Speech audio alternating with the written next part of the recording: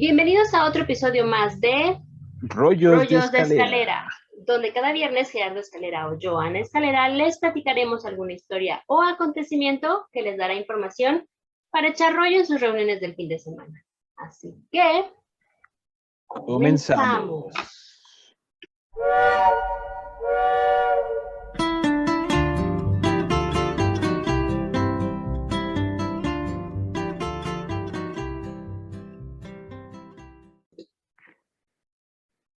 Con motivo de la conmemoración del aniversario de la Revolución Mexicana, que se festeja el día de mañana, 20 de noviembre, el día de hoy les platicaré sobre este movimiento, que supuso un cambio económico, social y político en México.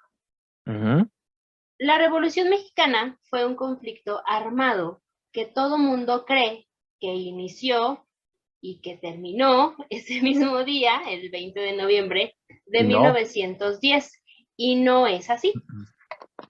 Se inició como una lucha en contra de la perpetuación en el poder del general Porfirio Díaz. Ese fue el principal motivo por el cual se inició esta Revolución Mexicana. Pero este movimiento no fue un movimiento unificado donde existían dos bandos, como todos lo creen. No es que existieran dos bandos, el bueno y el malo, o el club o el team Porfirio y el team revolucionarios. No es así. Sino que había muchos bandos con muchos intereses diversos y que se aliaban y se traicionaban entre sí.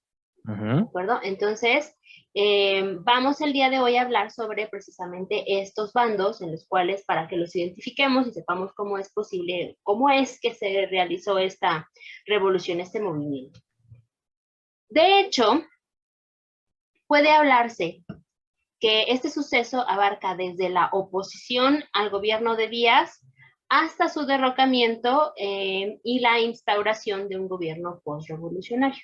Por eso es que les digo que no es precisamente que se trabajara, que se iniciara y se concluyera el mismo día, porque todo el mundo dice, ay, sí, Revolución Mexicana. No, no es Revolución Mexicana, es el inicio de la Revolución Mexicana, pero hubo antecedentes previos y aparte todavía siguió después de que se instauró el gobierno postrevolucionario. Pero, ¿cuáles son los antecedentes de este movimiento? Vamos a hablar un poco sobre qué es lo que pasó, porque todo el mundo le echa la culpa a Porfirio Díaz y todo el mundo dice, es que es a partir de que Porfirio Díaz estaba en el poder, es que a partir de ahí es la revolución. No, no es así. Bueno, sí, pero no. Pero bueno, el presidente, como ya se los he dicho en ese instante o en ese momento, era el general Porfirio Díaz Mori, quien se había convertido en el, entre comillas, dictador necesario. ¿Por qué dictador necesario? Bueno, vamos a ver por qué. La reelección indefinida se convirtió en el principal punto de ataque, no solo de los jóvenes liberales, sino incluso de los viejos liberales. Porque recordemos que tanto Porfirio Díaz como Benito Juárez eran liberales. Entonces, al momento de entrar al poder, bueno, Porfirio Díaz genera este gobierno de dictador necesario, entre comillas, y estos jóvenes liberales y los viejos liberales empiezan como a sentir que ya no es tan necesario, ¿no? El periodo presidencial de Díaz fue de 31 años. En algunas fuentes lo encontrarán que fueron de 30, en algunas otras que fueron de 34. Esto es porque hubo un periodo interrumpido por la presidencia de su compadre Manuel González, que pues finalmente tras bambalinas Díaz era el que movía los cables de Manuel González. Sí. Entonces por eso es que en algunas fuentes puedes encontrar que a veces que te ponen que el periodo fue de 34 años, en otro que es de 31, en otros que fue de 30. ¿Sí? Pero básicamente de 30 no pasa. Ni son menos ni son más de 34. La reelección era constantemente justificada por el grupo político con el argumento de que era necesario afianzar los logros alcanzados. En la administración de Porfirio Díaz hubo muchos desarrollos como el desarrollo industrial, la estabilidad económica, hubo muchos avances tecnológicos también, Y pues digamos que sí, que al principio sí era necesario afianzar estos logros. De hecho, haciendo como una analogía más o menos, sería como en una selección de fútbol, Ok, que pues el entrenador o el que está a cargo de la selección, cuando tiene muchos logros o muchos triunfos o lleva un proceso, pues entonces quieren continuar con ese proceso, con esos logros, con ese desarrollo. Y pues aunque el entrenador no sea tan buena persona o sea muy autoritario, pues se continúa con él porque pues lo que se pretende es conseguir los logros, ¿no? Y llegar al mundial o llegar a una copa o llegar a lo que sea. Entonces, claro. más o menos así era Porfirio Díaz. Lo que se requería era que siguiera o continuara con su proceso de presidente porque había alcanzado muchos logros en el país, ¿no? Y bueno, entre esas analogías, pues bueno, selección mexicana, ¿no? Pues Sí, traemos nuestra playerita y aparte Revolución Mexicana. Qué mejor, ¿no? Qué mejor. Pero bueno, entonces con ese mal necesario, digamos, ¿no? De que Porfirio Díaz estaba logrando muchas cosas dentro de su gobierno y querían que siguiera, pues decían, no está bien que se relija otra vez, está bien que se relija otra vez. Al principio funcionó, al principio el que se religiera tanto logró muchos avances, pero ya al final de su periodo presidencial se fue como de, ya no tanto. pero sí, sí habría que mencionar que gracias a Díaz, por ejemplo, ¿no? Ujú, En aquellos tiempos del porfiriato, ¿no? Pues México se localizó hasta dentro de casi una potencia mundial, ¿no? Con tecnología de punta, tecnología que inclusive sobrepasaba o estaba a la par de las de Europa, de las del mismo Estados Unidos, ¿no? Incluso, pues sí, sí, Porfirio Díaz puso, vaya, el nombre de México en el mapa, ¿no? Por así ujú. decirlo. Exactamente, y trajo mucha tecnología que no había mucha inversión extranjera. De hecho, es parte de lo que vamos a ver ahorita. Precisamente otras de las causas de este movimiento fueron la sobreexplotación laboral, la nula expresión, perdón, la nula libertad de expresión, la Ujú, desigualdad social, ¿no? La concentración de la riqueza en un solo sector de la población, que ujú. obviamente era pues el extranjero y las clases altas, ¿no? Porque si bien es cierto que en esta época el país tuvo un crecimiento económico importante, llegamos a tener el costo del dólar, del peso igual al del dólar. El secretario de Hacienda, Limantur, creo que sí, el secretario de Hacienda, él mantuvo el crecimiento económico a ese nivel que llegamos a Ujú. tener el mismo costo que el dólar, ¿no? Entonces, tuvimos un importante crecimiento, pero la riqueza no fue repartida equitativamente. Quedaba en muy pocas manos nacionales y en algunas extranjeras Ujú. por esta inversión extranjera que hubo, porque se abrió el país para que vinieran a invertir, los extranjeros, sobre todo alemanes y franceses, venían a invertir aquí y pues quedaba en esas manos, ¿no? En las clases altas y en los extranjeros. No existía la libertad política, es decir, el pueblo no podía elegir a ningún tipo de representantes dentro de los poderes estatales ni federales. Que bueno, que finalmente pues tú no eliges como tal a tu representante, ¿verdad? O sea, tú no dices quiero que me represente fulanito, sino más bien eliges a tu partido político. Ujú. Entonces, pues bueno. Existía despojo de tierras a los campesinos, esto porque se realizaron ciertas serie de reformas a la legislación que facilitaban la entrada a compañías extranjeras, que eran las que Ujú. se adueñaban de esas tierras o de esos terrenos pertenecientes a indígenas, campesinos, gente muy pobre, que no tenía dinero para trabajarla, ¿no? Entonces, Claro. tú no tenías dinero para trabajar, entonces venía alguien, la expropiaba, te la quitaba y entonces te trabajabas para él. O se la vendías a un costo pues malbaratado a alguien para que la trabajara, para que pudiera sobrevivir tú, porque no había forma de que tú sobrevivieras, ¿no? Y se convertían en los famosos hacendados, Exactamente. Ajá. ¿no?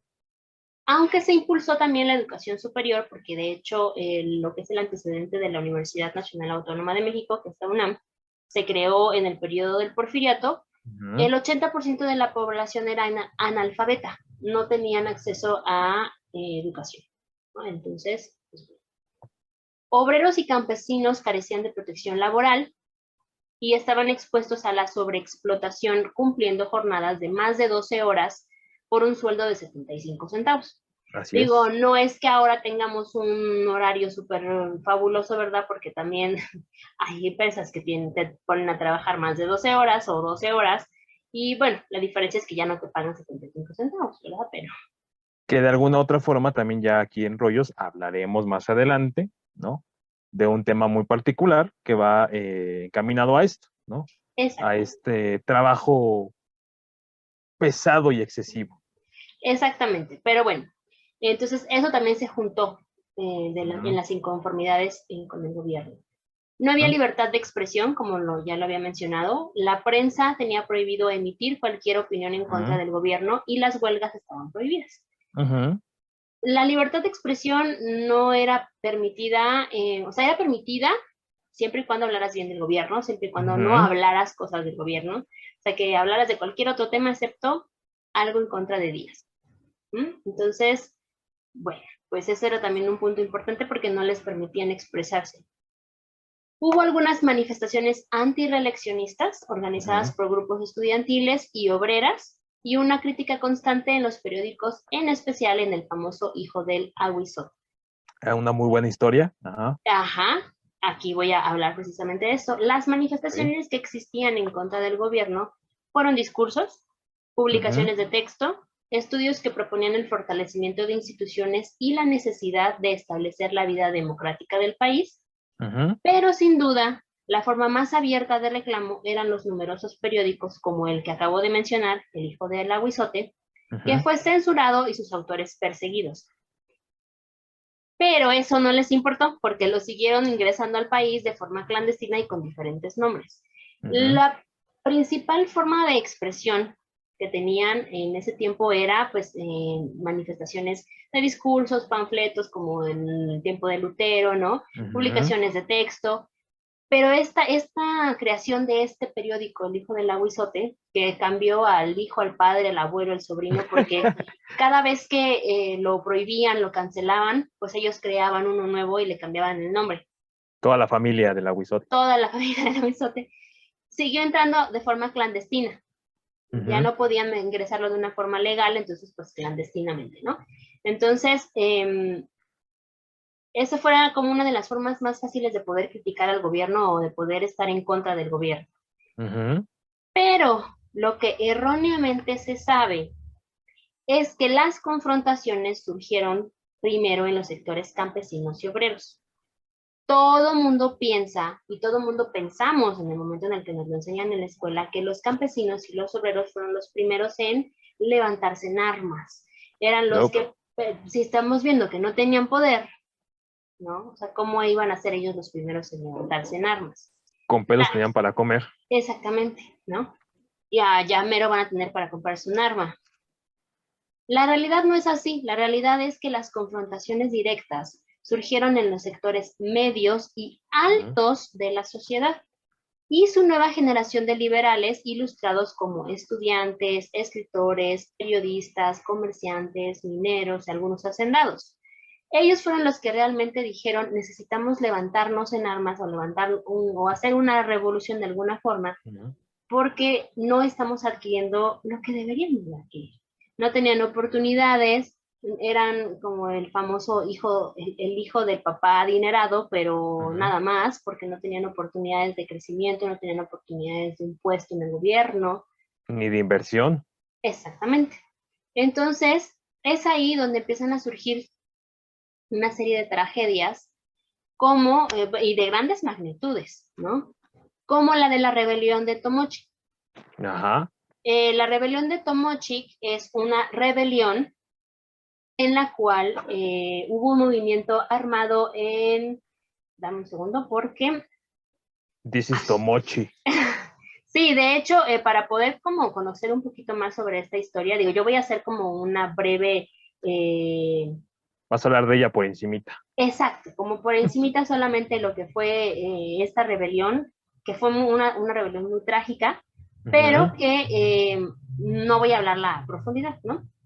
Esta rebelión terminó en una matanza horrible, o sea, exterminaron al pueblo entero un Bien cabrona. conflicto entre 1891 y 1892 en Tomochic, Chihuahua, Ujú, donde los pobladores, en su mayoría mestizos, que estaban ujú, inconformes con los abusos de los caciques, desataron conflictos armados con el ejército, ujú. quien para restablecer el orden, entre comillas, exterminaron, como ya les había dicho, al pueblo entero. De hecho, les recomiendo que si quieren saber más sobre esta historia, sobre este tema, pueden ver el episodio de Leyendas Legendarias que se llama Teresa Urrea. Creo que es el número, no me acuerdo, Ahí para que chéquenlo. les digo, ahí chequenlo, y donde si quieren saber, ahí pueden identificar más datos, pues les hablan muy bien sobre todo lo que pasó. Es la historia de Teresa Urrea, pero hablan sobre la Pero, historia de Tomochic. habla del movimiento. Exacto, y es donde Ujú. surge la frase mátalos en caliente. Que, ay, no quiero defender a Porfirio, ¿verdad? Pero siento que a veces se malinterpretan las cosas y a veces hay frases que son muy ambiguas y que la gente pues, Tergiversa. ajá, o las traduce de una forma diferente, ¿no? A lo mejor no era precisamente que los matara a todos, sino que los callara, ¿no? O sea, que hubiera como a lo mejor aprehensión, no sé, o sea, los metieran a la cárcel, algo. Y pues Mira, ellos entendieron que sí. Ay, hasta, hasta, Dios. hasta, hasta un cierto punto creo que desgraciadamente mucha de esta malinterpretación o tergiversación de las palabras se daba mucho porque era un periódico, ¿no? No, Era casi todo telegrama. era, no, o sea, me refiero a que todo era periódico en cuestión de que ya fuera que saliera a la semana o que si tú mandabas un telegrama llegara en 15, 20 días, ¿no? Entonces, obviamente muchas de las cosas que se leían o que se sabían, puta, pues ya tenían un lag como de, puta, 20 días, 30 Ujú. días, ¿no? Y aparte veamos que en el telégrafo, en los telegramas no podías escribir, solo eran ciertas cantidades de palabras. Pues Entonces, córtalas. obviamente la nota era muy exacta o muy ambigua, ¿no? Entonces el güey que lo leyera como, de, pues mátenlos, pues, Que dice que los maten, pues mátenlos, ¿no? pues mátenlos, Entonces, ¿no? digo, no quiero defenderlo, siempre lo defiendo, pero finalmente no sé, ¿no? O sea, eso es lo que yo considero. Sin embargo, la matanza fue un desastre, fue algo horrible y pues bueno, si quieren Bueno, escuchar ese capítulo, lo pueden escuchar para que se enteren sobre el tema, es que también habrá que decir que aquí en México, digo, para todos los rolleros que nos, que no nos son de escuchan, México. que no son de México, son de otros lados, ¿no? Díaz está muy satanizado, ¿no? Esa es la palabra, como un dictador que pues no hacía nada por su Autoritario. pueblo, ¿no? Que era un güey que pues, literalmente solamente veía para su santo, Ujú. ¿no? Y pues no es así, ¿no? La realidad es que, como lo dije en un principio, ¿no? Porfirio Díaz lo puso en el foco, este es México, ¿no? Y tanto así que, pues inclusive yo te contaba esta historia, ¿no? Que el famosísimo rifle Mondragón, ¿no? El rifle del que se creó aquí en México gracias a Díaz por esta inversión de, a ver, ahí está el dinero, órale, mi cabrón. El rifle es lo mejor que haya en este mundo, tanto así Ujú. que incluso el rifle Mondragón está considerado, no me acuerdo si entre los 10 o de los 20 mejores rifles de toda la historia. O sea, y estamos hablando de un rifle que es 100% mexicano. Entonces, vaya, no estamos hablando de algo Y que a lo mejor sí que al no final, es.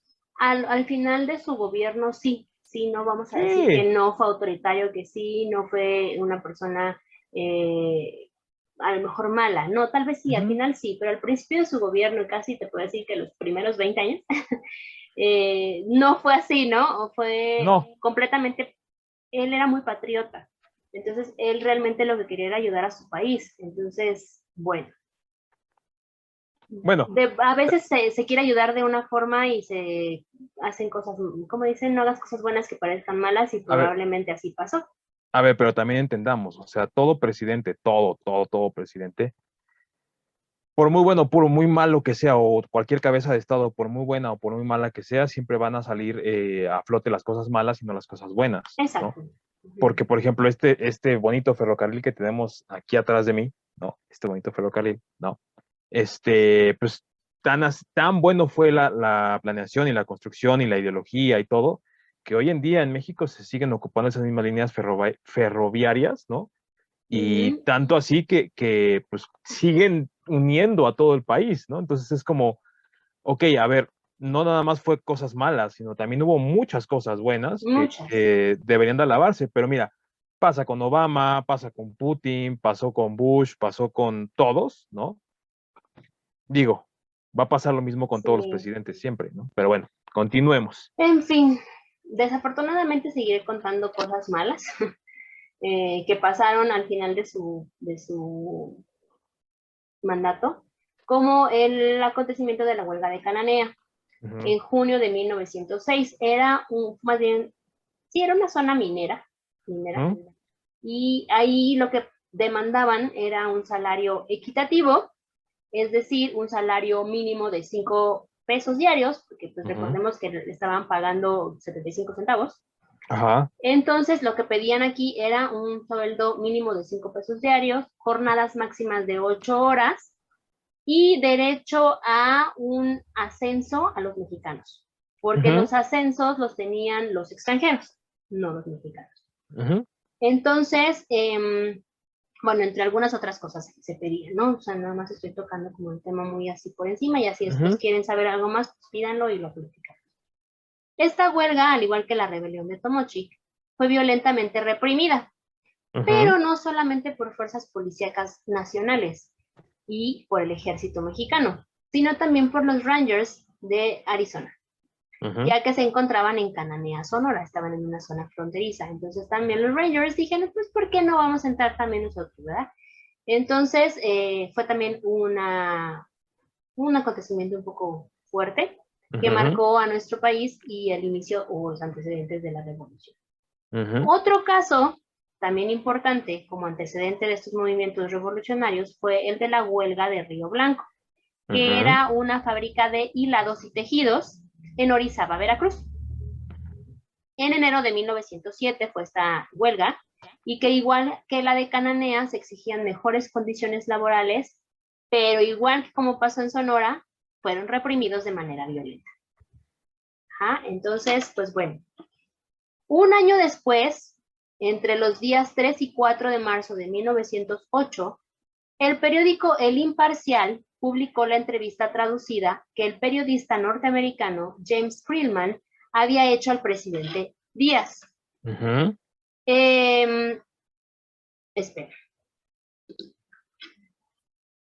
Bueno, recordemos, bueno, esos son los 3 puntos o los 3 acontecimientos medio agresivos, sangrientos y medio, ¿eh? Bueno, bastante. Y pero eso no fue todo, o sea, eso fueron como el preámbulo.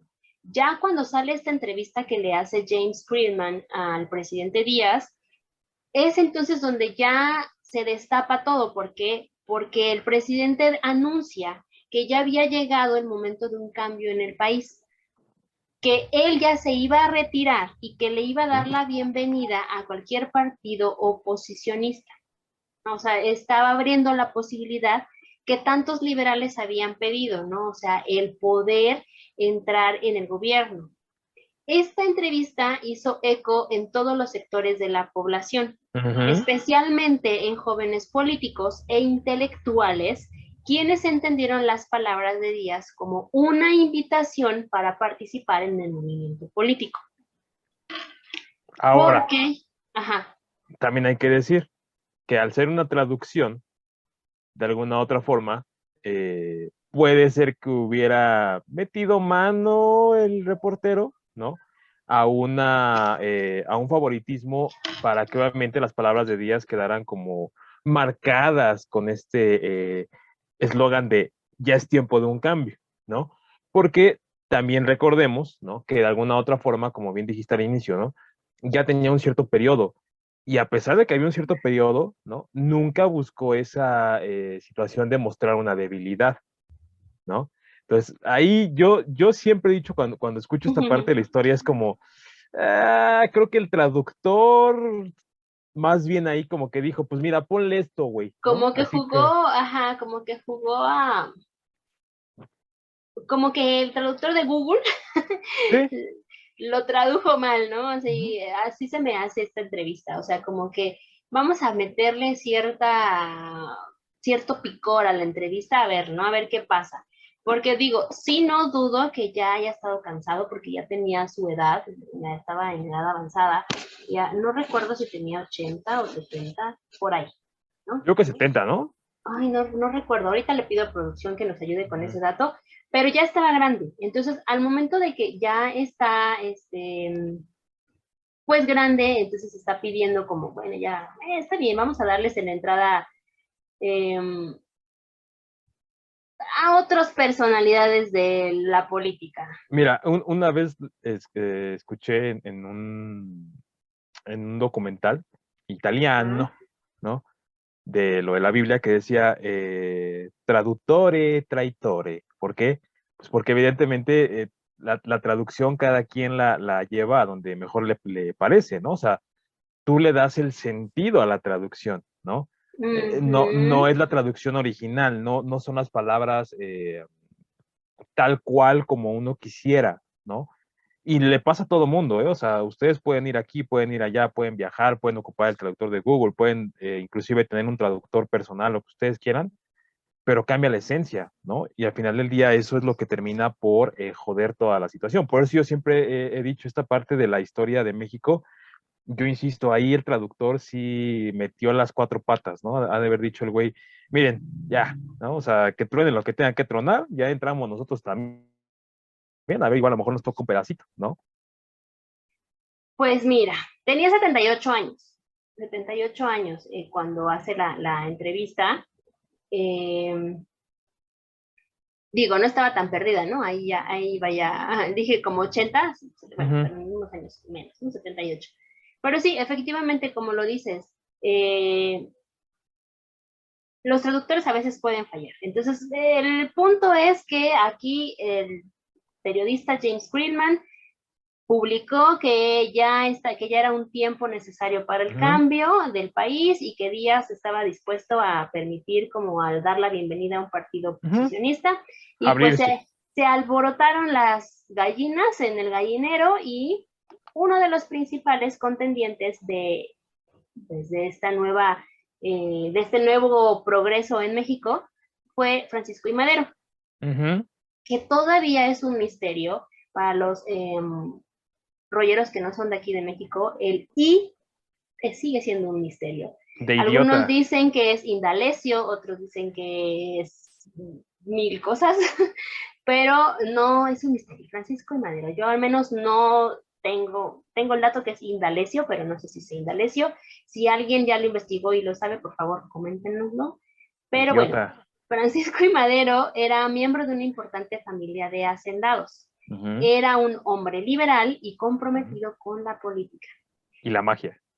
Es justo, ¿por qué te adelantas? Era justo lo que iba a decir, influido por las ideas espiritistas. El Señor era creyente de los espíritus y el Señor creía que era llamado por la providencia y que muchos de los pasos que daba eran dirigidos por los espíritus, Sí, entre ellos el del propio Benito Juárez. ese bigote ya lo venía anunciando, ¿no? O sea, ese bigote solamente se lo he visto a Freddie Mercury, a José Antonio Badía y a Madero, ¿no? Entonces, Pero no hay mira, más. o sea, el propio Benito Juárez le dictaba los pasos que tenía que seguir. Ah, ok, ok. Como Maduro Ajá, con con el Chávez, ¿no? pajarito de Ah, Chávez. no, está cabrón. Ajá.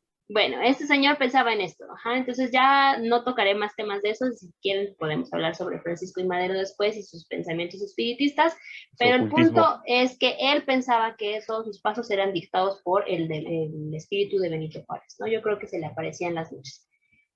En 1909, a lo mejor sí, fíjate, ahorita se me ocurrió que a lo mejor sí se le aparecía, pero para que le dijera, descubre quién me mató, porque aparentemente fue un asesinato. Dicen que fue muerte natural, pero hay Le aplicaron, sospechas, le hay aplicaron sospechas, un papa primero, ¿no? Juan Pablo primero. hay sospechas. Yo nomás lo digo porque todo el mundo critica a Porfirio Díaz por sus reelecciones, pero que no se les olvide que Benito Juárez también se religió, que ya no pudo porque se murió o Ya, lo ya, mira, murieron. no, podemos hablar más cosas feas de Juárez que de Díaz, pero Bueno, ya, no me voy a emocionar, no voy a entrar así Pero bueno. No quieres que se queme tu playera. Sí, tranquila. En 1909, Madero comenzó una serie de giras promoviendo su movimiento antirreeleccionista y su famoso lema, sufragio efectivo, no reelección. Y el 15 de abril de 1910 se fundó el Partido Nacional, que era un partido antirreeleccionista y quien lanzó las candidaturas de Francisco I. Madero para la presidencia y Francisco Vázquez Gómez para la vicepresidencia. Sí, porque para los que son millennials, que nacieron como por el 90 y tantos, después del 95, y los centennials, sí, teníamos vicepresidencia en México. Ajá, ya no hay, pero había una vicepresidencia. Entonces aquí era Madero para presidencia y Vázquez Gómez para la vicepresidencia. En su gira por el país y al llegar a Monterrey, fue aprehendido y acusado de sedición y ofensas a las autoridades. ¿Qué es sedición? Es levantamiento de un grupo de personas contra un gobierno con el fin de derrocarlo. Entonces se le puso este delito, ¿no? Como de levantamiento armado. Ándale, sí. Como que estaba haciendo ahí algo para revueltas, derrocar al poder. Y fue trasladado a una prisión en San Luis Potosí. Días después se llevaron a cabo las elecciones, donde nuevamente ganaría Porfirio Díaz. Misteriosamente, ¿verdad? Derrocó, había otro contendiente que era el vicepresidente, precisamente, pero a ese vicepresidente Porfirio Díaz, muy colmilludo, dijo, mándalo como embajador a Estados Unidos. Que se me vaya por allá, y entonces lo quito de la contendencia, contendencia. Bueno, de aquí, ¿no? De mi competencia, y pues nunca se fijó que estaba Madero.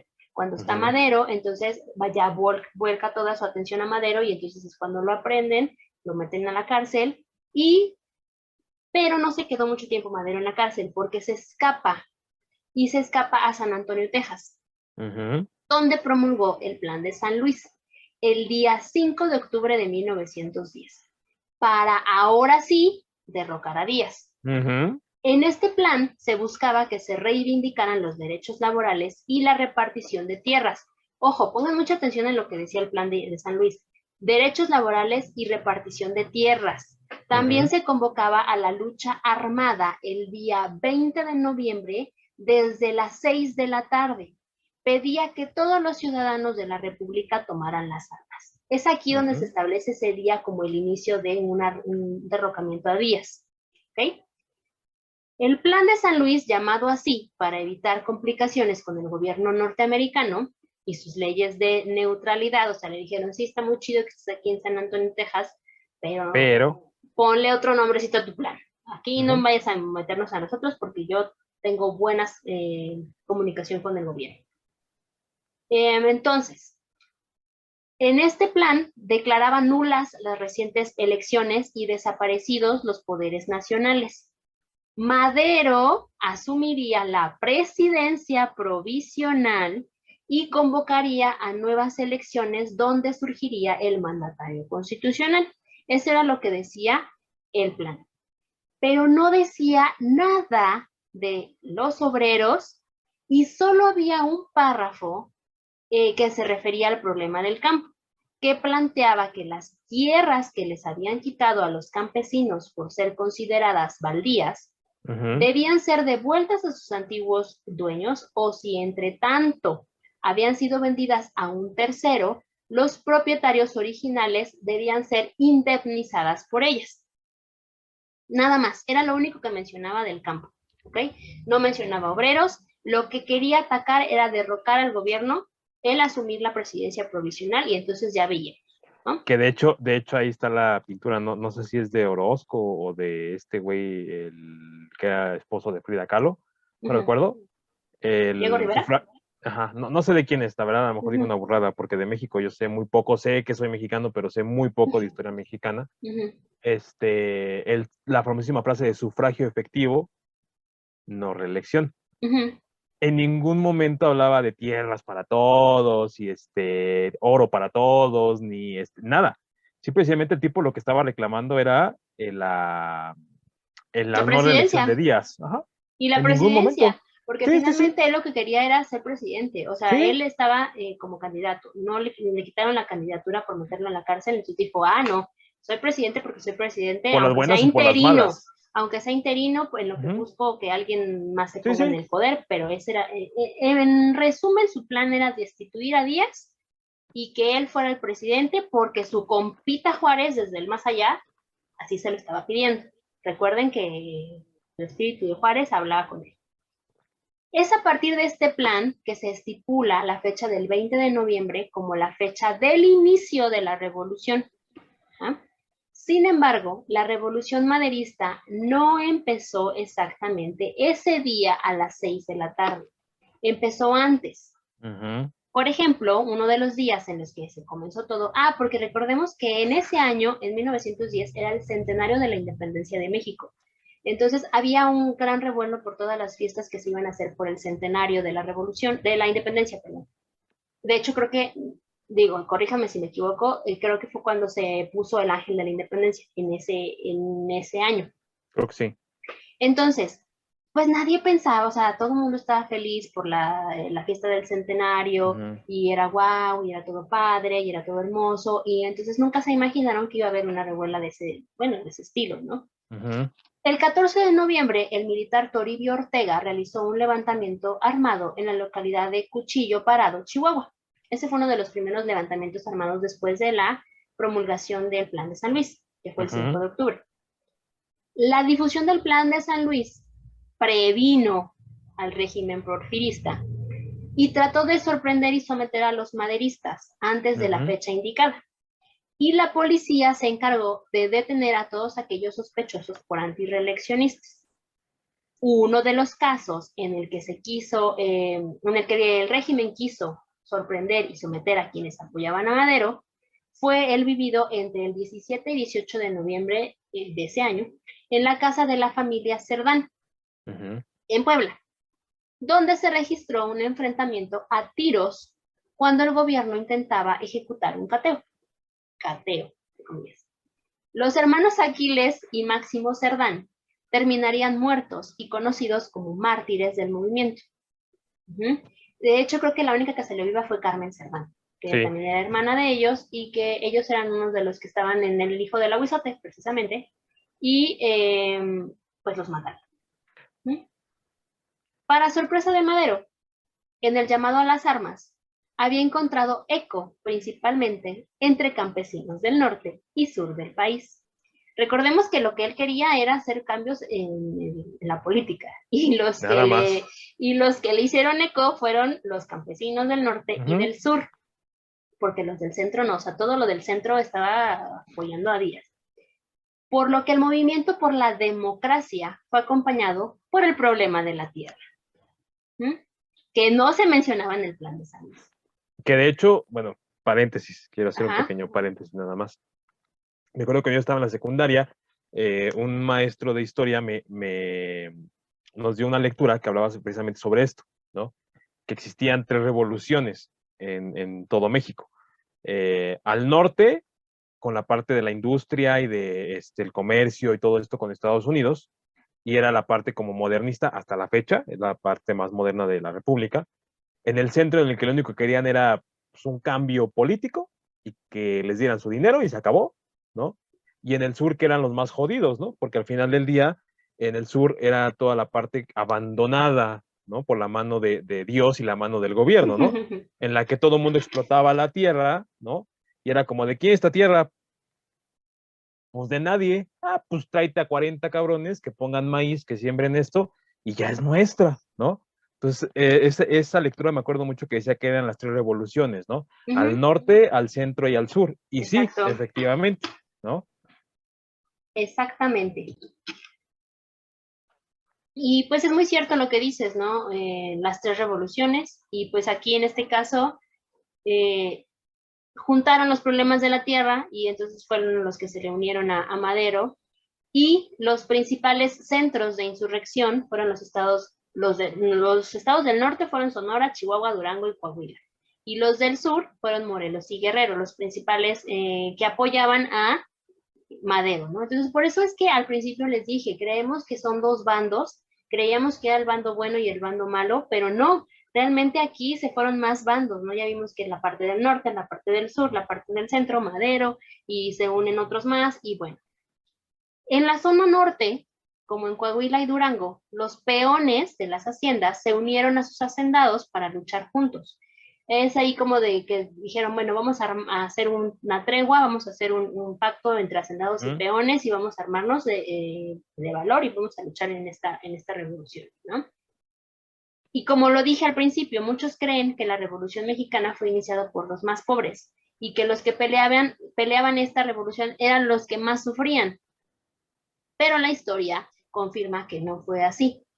En la parte del norte del país se incluyó una amplia diversidad de grupos sociales, desde los terratenientes y antiguos colonos militares, clase media, los trabajadores semi-industriales, los semi-agrícolas, hasta los peones acasillados.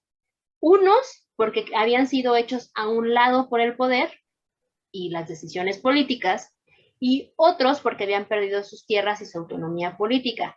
Pero también estaban los que sufrían la crisis económica en Estados Unidos y otros más que sufrían la explotación de las haciendas. O sea, es un conjunto de sufrimientos, ¿no?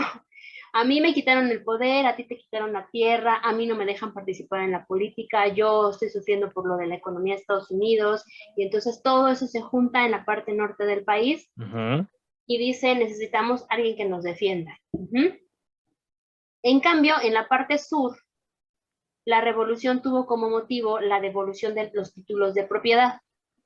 Con el plan de San Luis, Madero despertó en los campesinos la esperanza de recuperar sus derechos sobre tierras y aguas que durante el Porfiriato y de hecho antes, desde la Nueva España, les fueron arrebatadas por las haciendas cañeras. Entonces, en el norte estaban con el problema de la política y en el norte estaban con el problema de que es que tengo crisis económica y es que no tengo una decisión autónoma políticamente, ¿no? Y en el sur me quitaron mis tierras, quiero mis tierras de vuelta, ¿no?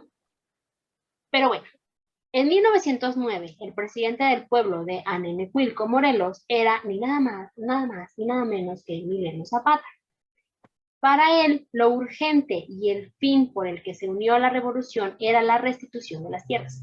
Él era hijo de hacendados, de hecho, en Morelos. Emiliano Zapata lo que quería era que les regresaran las tierras a su gente, a su pueblo. Eso fue la razón por la que él se unió a la revolución, porque le prometieron que le iban a regresar las tierras a su pueblo. En cambio, en Chihuahua, en la parte norte, la revolución fue por diversos líderes provenientes, algunos de la clase media, como Abraham González, que era el dirigente del partido antireeleccionista, así como de sectores campesinos, quienes pusieron la dirección del movimiento en manos de sus propios hombres, como el caso de Doroteo Arango, mejor conocido como Francisco Villa, o Pancho Villa para los cuates, ¿no? El Dorothy. Quien había sido peón de hacienda, comerciante, minero y popular bandido de la región. Y nada más y nada menos, una de las cabezas más buscadas en Estados Unidos, aún todavía en la actualidad.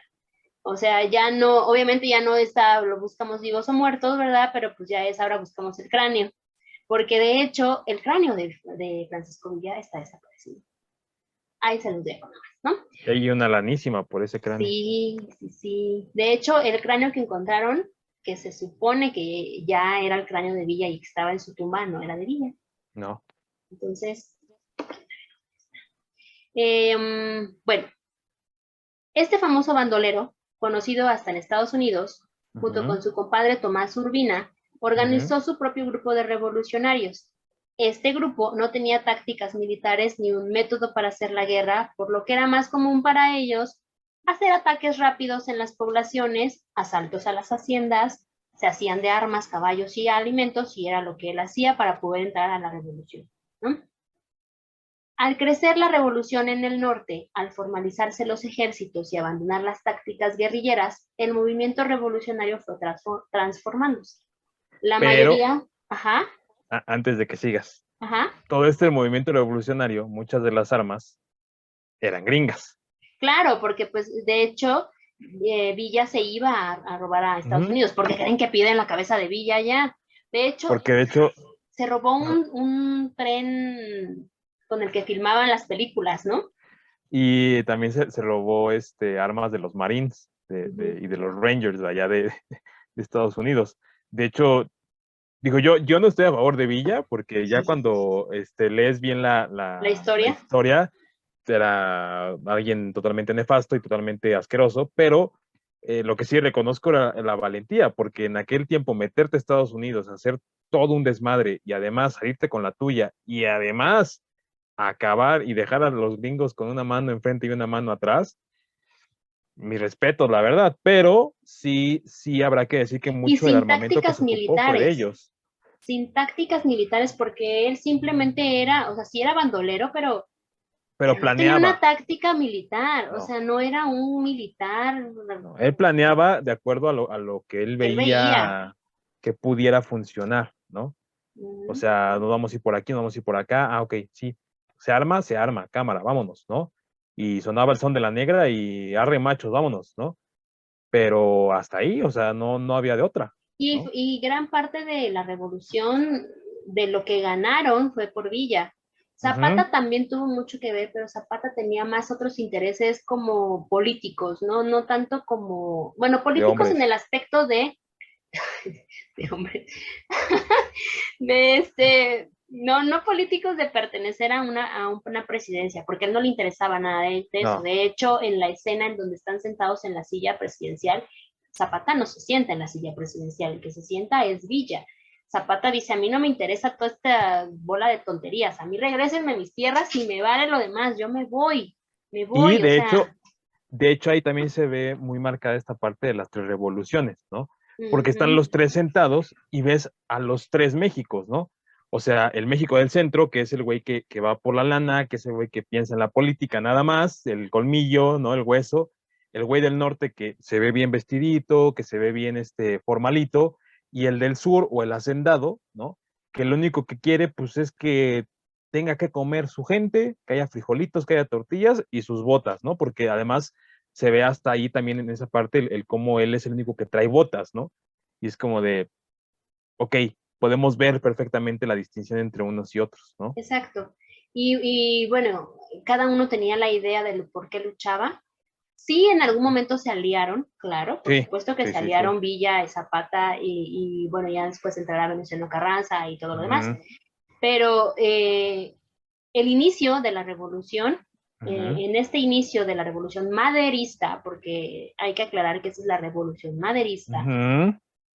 entran estos bandos, ¿no? Zapata, Villa y por la otra parte Madero, ¿ok? Y ya después se unen, pero finalmente cada uno lucha por sus intereses. La mayoría de los hombres que luchaban o que se integraban a Villa eran campesinos, obreros, mineros, ferrocarrileros, desempleados y bandidos. A veces, y creo que la mayoría de las ocasiones, se unían con todo y su familia, Ujú. porque pues obviamente es ahí donde surgen las famosas Adelitas, porque las mujeres acompañaban a sus hombres y eran mujeres que también eran aguerridas y también traían al chamaco atrás, pero las pistolas enfrente, ¿no?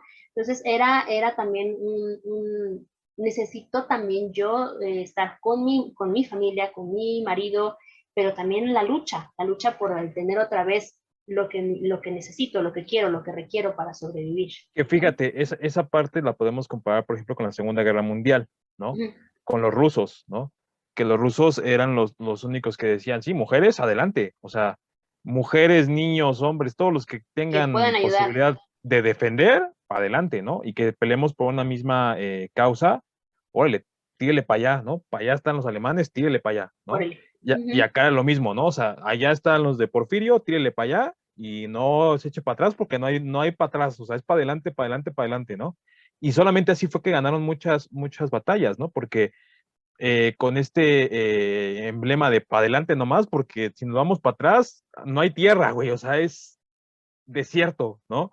Y lo Ujú. que te tocaba era desierto, destierro o muerte, ¿no? Entonces, de alguna otra forma también esta parte heroica de decir, no hay técnica, no hay táctica, más que para adelante, ¿no? Y a algunos les tocaba rifle, ¿no? Y a otros les tocaba revólver y a otros les tocaba con un pinche palo, porque no había más, ¿no?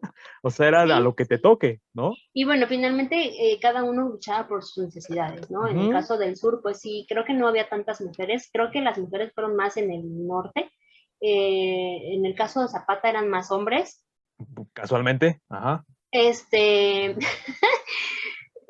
después platicaremos un poco sobre eso, pero si quieren saber el chisme, pues ahí escribimos. Y que les encantaba chuparle el rifle a Entonces, Zapata, pero bueno, Zapata, ajá. bueno, el punto es que cada quien luchaba por su hueso, ¿no? Cada quien Ujú, quería algo, y esta revolución maderista triunfó, entre comillas, después de la famosa toma de Ciudad Juárez por el ejército ujú, comandado por Pascual Orozco y Francisco Villa, entre el 8 y el 10 de mayo de 1911.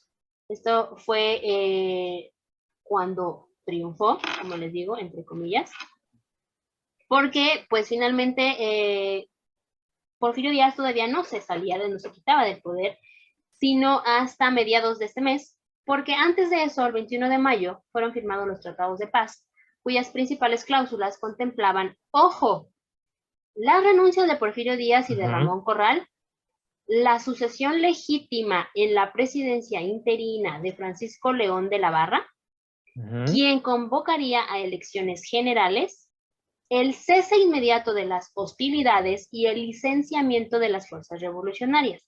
Esos eran los puntos que trataba este tratado de paz. Francisco I. Madero fue la pieza clave para quitar del poder a Díaz, sí, claro, ya que este va a firmar su renuncia el 25 de mayo de 1911 y viajó exiliado a París. Paréntesis. Él dejó un título enorme de volveré.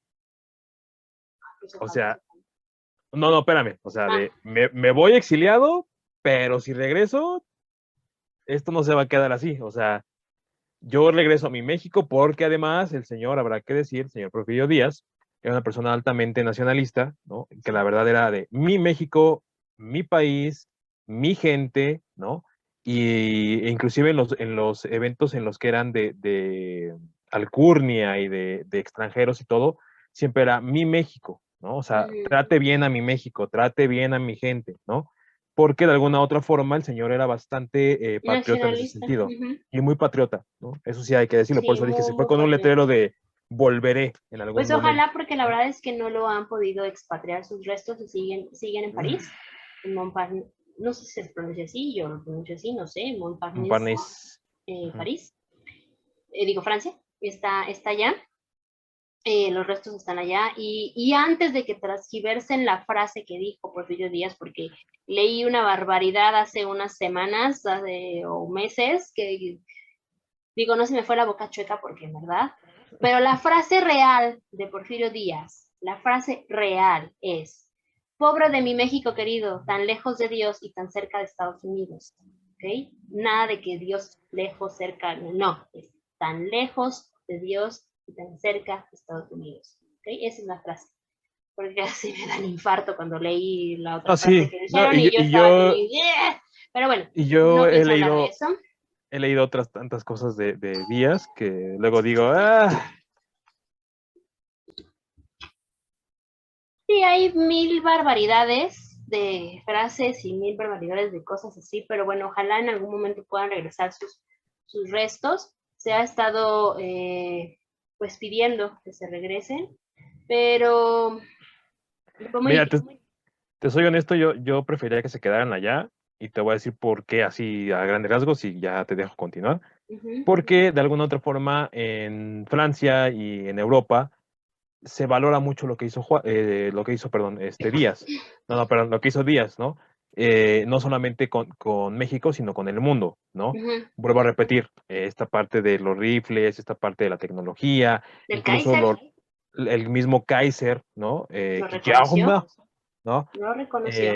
Y le compró los rifles, de hecho, a Porfirio. Después ya no los ocupó, pero evidentemente ya hablar hasta inclusive de eso y de entrar en una parte en la que en ese tiempo era Europa una alcurnia todavía, ¿no? Ujú. Te habla de que el señor, pues realmente en Europa tuvo presencia y Sí. valió la pena, ¿no? Porque tanto así que, pues, Bellas Artes está hecho eh, a la sombra de lo que era esa vieja Francia acaudalada y pomposa, ¿no? Pero Ujú. mira, todo el mundo habla de, ay, es que cómo, ¿no? Pero pues, se les olvida todo lo que hizo este señor. Pero mira, Sí, la te voy a verdad es que repetir, hizo que muchas se queda cosas allá, buenas. Pues sí, pues que sí, se la queda verdad es allá. que sí. definitivamente. Pero pues nada más y nada menos el Kaiser se quitó el sombrero, ¿no? Está la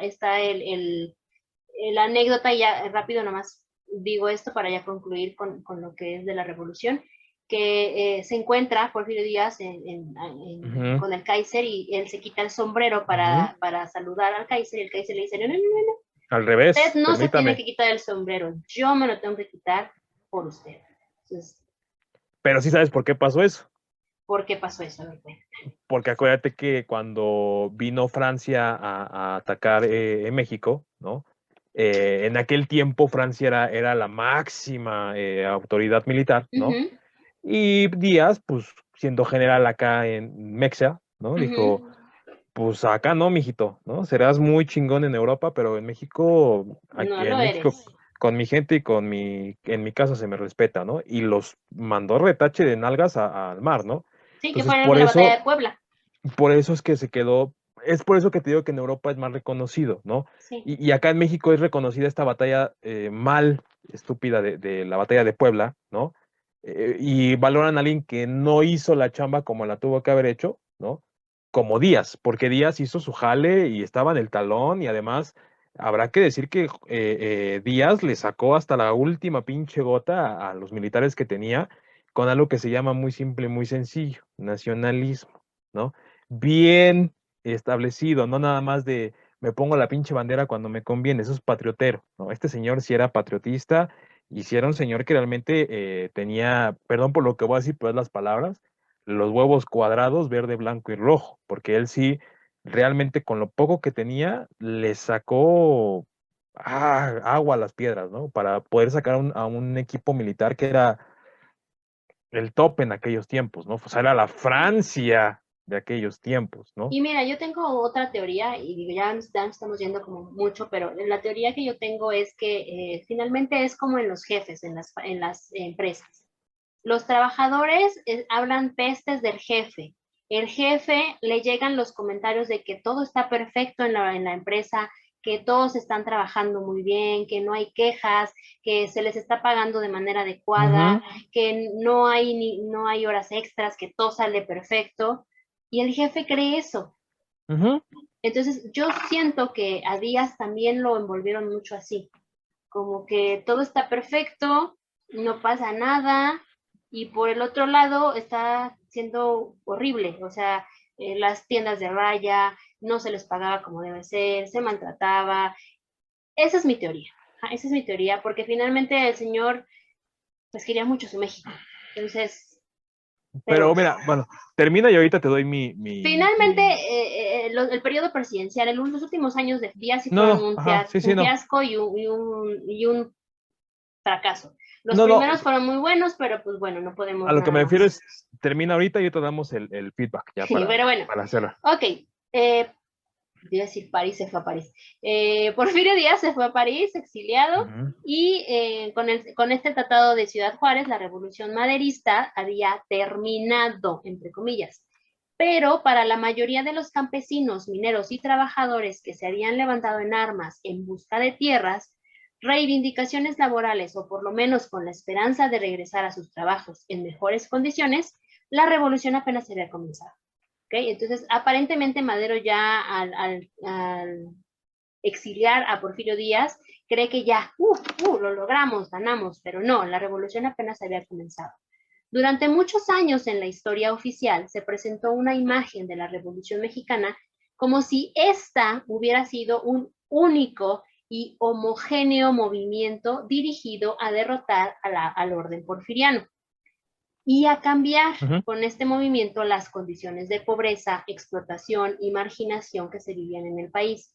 Hemos sido maleducados, y esa es la palabra literal, hemos sido maleducados con la idea de que con la Revolución Mexicana lo único que se quería era derrocar a Díaz y mejorar las condiciones de vida de todos los mexicanos, cuando realmente eso no es real, Ujú. no es la única revolución.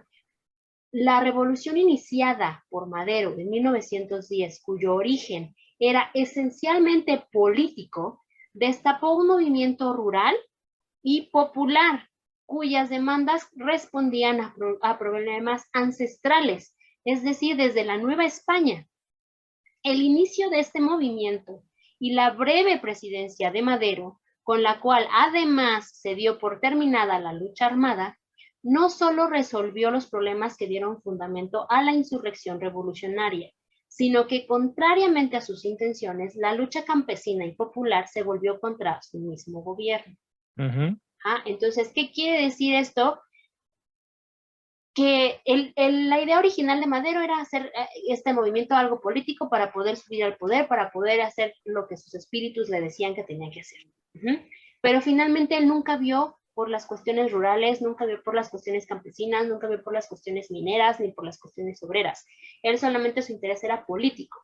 Y con ese movimiento que fue la revolución, él destapó toda esta cloaca de todo lo que venía desde mucho tiempo atrás, no solo con Porfirio Díaz, ojo, venía con Juárez, venía con todos los presidentes anteriores a Juárez, con toda esta cuestión de la Nueva España, o sea, ya venía de mucho tiempo atrás. Entonces, él creyó que con este movimiento, él creyó que con su presidencia, que por cierto fue muy corta, porque pues casualmente ganó, ¿verdad? Casualmente ganó, ya se había solucionado todo el problema. Así que, para los que creen que el 20 de noviembre de 1910, pasó todo lo de las revueltas de Villa, Zapata, que entraron triunfantes a la Ciudad de México y que tal vez hasta sacaron a la fuerza a Díaz y a golpes y con pistolas y demás, pues no, no fue así. No fue así. Ese día solo fue el inicio de muchas revoluciones y de un todos contra todos, asesinatos, complots, elecciones truqueadas y un sinfín de acontecimientos que si en algún momento nos lo piden, con gusto hablaremos de ellos. Y con eso quiero concluir porque este día se cree que es el único y que en este día, en el 20 de noviembre, pasó todo, que Villa, Zapata se juntaron, entraron triunfantes a la Ciudad de México, se sentaron en la silla presidencial, sacaron a Díaz, Díaz se fue, lo exiliaron y Madero, y no.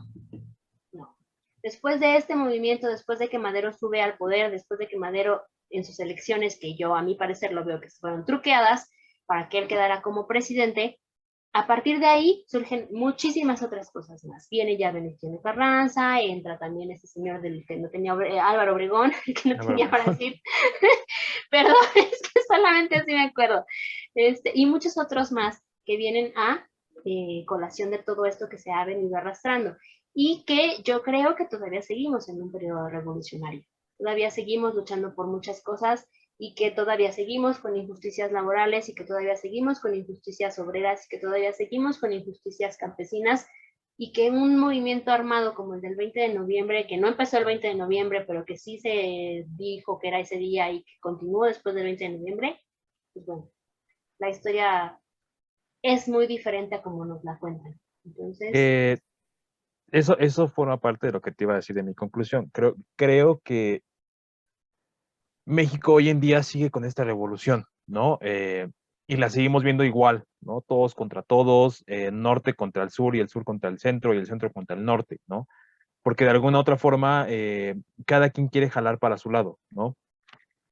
Yo me quedo mucho con la idea de que evidentemente si nos vamos al librito, ahora sí que a lo que nos ha dictado la historia, pues realmente nada ha cambiado, ¿no? Sigue habiendo las mismas traiciones, sigue habiendo el mismo yo soy de este partido y después resulta que ya está con otros tres, ¿no? O que de alguna otra forma el que está en el poder pues sigue llevando a su gente a por más que digan que no, ¿no? Y que evidentemente eso no va a cambiar, ¿por qué? Porque estamos muy acostumbrados a vivirlo así, ¿no? Y porque de alguna otra forma en México siempre se ha visto por los intereses de los que tienen el dinero, no de la gente que realmente vive jodida, ¿no? Ya que si la gente que vive en el pueblo, en el rancho o algo, se une y me sirve, pues el fin justifica los medios, ¿no? Y como lo hizo Madero, ¿no? Fue de, bueno, mira, yo no buscaba esto, pero pues si estos se me están uniendo y ellos quieren morirse, pues mira, ¿quién soy yo para decirles que no? ¿No? Al final del día a mí me va a llevar a donde yo quiero. Sí llegó a donde quería, no le duró mucho el gusto, pero de que llegó, llegó, ¿no? Lo cuestionable sería cuánto tiempo y cómo, ¿no? Los modos, como diríamos en el fútbol, el fondo y las formas, ¿no? Pero mira, al final del día la historia habla ¿no? Y creo que después de esta mal llamada Revolución Mexicana, ¿no? Pues vienen otras tantas cosas, que la decena trágica, que si el güey que mataron atrás de no sé dónde. La muerte de Mira, Zapata, la muerte de Villa, que también fueron muertes muy trágicas, muy, ¿cómo se dice?, traicioneras. Entonces, de hecho, hay, muy pocos saben, de hecho yo no lo sabía, en esta investigación lo descubrí, que después de esta revolución, Zapata se sienta a hablar con Madero y le dice, ah, señor, sí, mis tierras, ¿dónde están mis tierras? O sea, yo te ayudé a que estés aquí, dame mis tierras. Y Madero no sabía qué contestarle. Madero dijo, sí, claro, oh, sí, Y Zapata dijo, a este no le creo. Entonces, que es otra vez la misma idea, ¿no? Prometer, prometer, y una vez que ya obtienes lo que quieres, pues no te voy a dar nada, ¿no? Y pasa eternamente con todos los políticos, eternamente y en con todo el todos mundo, los... no Sí, sí, solo sí, en no. México, en todo No, el y, mundo. y, y no, no tenemos que verlo como que nada más pasa en los países tercermundistas, no, pasa en todos los países, y es una realidad que incluso yo creo que la misma historia está forjada de esos canallas, ¿no? Y los llamo así porque al final del día ocupan el fin de unos muchos que están necesitados y que además dentro de esa necesidad dicen, mira, güey, no me importa, me llevo a mi familia, a mis hijos, a mi señora, a mi vieja, a todos, ¿no? Y voy a ir a una guerra que ni es mía, porque al final del día yo voy a morir, pero a ellos no les van a dar nada, ¿no? No les van a dar sus tierras, a lo mejor regresan a su rancho y resulta que ya es de un hacendado, ¿no? O resulta que ya mis gallinas ahora son del gobierno, ¿no? Entonces, por eso creo que esta parte de la revolución es igual que la independencia, y hablo en general, independencias de Estados Unidos, revoluciones en Estados Unidos, en Francia, en lo que ustedes quieran, es exactamente la misma historia, ¿no? Y que son intereses completamente diferentes a los de, ¿no? O sea, en la independencia de México, ya después si alguien quiere que toquemos el tema, se los hacemos, pero lo mismo, vean, eran otros intereses completamente diferentes a independizarse de España, ¿eh? O sea, que no Que yo les creo que, cuenten. que yo creo que si hoy por hoy Hidalgo, por ejemplo, regresara en el tiempo, dirían, hijos de la chingada, ¿qué hicieron? ¿No?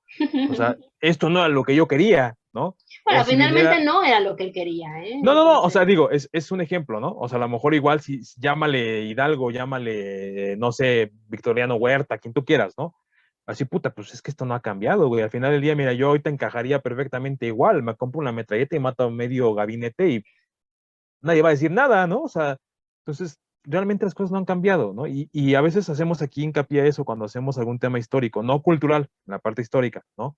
De, güey, pues es que las cosas no han cambiado, ¿no? O sea, seguimos trabajando. Ya lo verán en el siguiente rollo, ¿no? En uno especial que tenemos que ver, realmente las cosas no han cambiado. O sea, les llaman ley o les llaman norma para conveniencia de algunos, pero para la conveniencia de los otros es como de, híjole, y si le cambias tantito, güey, igual no nos quejamos, ¿no? Porque pues me estás nada más levantando un poquito, güey, pero no me dejas parar, ¿no? O sea, es como me ayudas, pero me sueltas otra vez. Entonces, híjole, hay muchos agujeros por ahí, hay ¿no? mucho y pues bueno, a mí, yo tenía muchas ganas desde hace mucho tiempo de hablar de este tema de la Revolución Mexicana, Ujú, precisamente para que viéramos todas esas cuestiones que hay de movimientos y demás, y que no fue solo una, y bueno, de por sí saben que a mí me encanta la historia y pues ujú. ya saben para qué soy, porque me invitan, ¿verdad? Entonces me apasiono, pero pues ojalá que les haya gustado, ojalá que sigan pidiendo más temas sobre historia, porque pues, la verdad eso es lo que nos apasiona. Ujú. Erramos la carrera, ¿verdad? Bueno, al menos yo sí la erré, pero ahí está. Entonces, pues pídanos, ya de aquí ya salen muchos temas, ¿eh? Ya ahí tocamos muchos temas. Entonces, Y muchos nombres. y muchos nombres. Entonces, pues ahí está, ¿vale?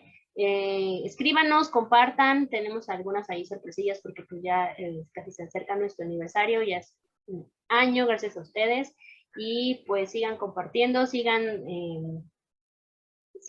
siendo, que crezca esta comunidad, sigan compartiendo, dando like, Comentando. participando, comentando. Muchas gracias a todos por sus comentarios, por sus buenas vibras, porque también por ahí nos pusieron que es éxito con el proyecto. Entonces, pues, muchas gracias. Y ahí Están vamos. destacados.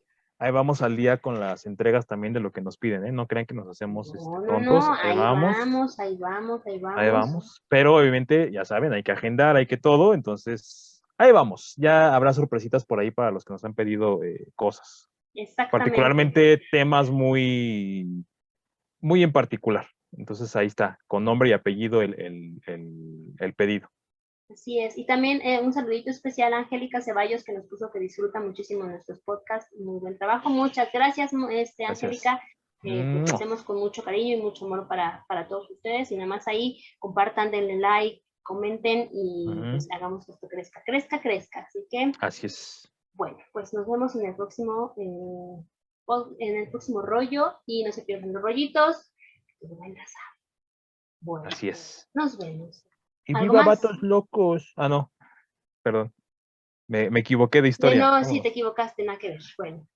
Era para que gritaras arriba Zapata, Villa o... No, porque arriba Zapata esos los vieron. ¡Ah, no! Arriba Zapata, no. Luego les contamos el chisme. Yo no soy de los que le chupaba el cañón a Zapata, pero bueno. Nos vemos, cuídense. Bye, adiós. Vamos por un tequilita.